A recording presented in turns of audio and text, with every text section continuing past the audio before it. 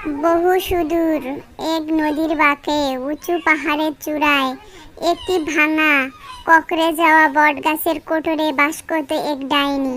নাম তার চিকনি বুড়ি।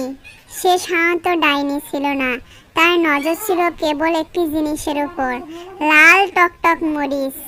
তার পোষা প্রাণী কাক দিনে ঘুমাতো আর রাতে পাহারা দিত।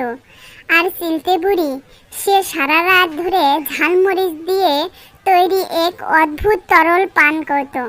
সেই মরিচের ঝাল তার শক্তি, তার মন্ত্র। যে গায়ে একবার তার ছায়া পড়েছে সে গায়ে আর সুখ নেই। মরিচের জন্য সে কি না করতে পারত। সেই ডাইনি বুড়ির দৃষ্টি পড়ল নদীর ধারে অবস্থিত শান্ত গ্রাম রতনপুরের উপর। এই গায়ের মানুষেরা সরল সহজ আর অতিথিপরায়ণ। আর এই গায়ে ছিল কৃষক রতন। এর সবচেয়ে বড় মরিচের ক্ষেত। মরিচ এত ঝাল যে রতন নিজেই তার কাছে ঘেঁষতে পারত না।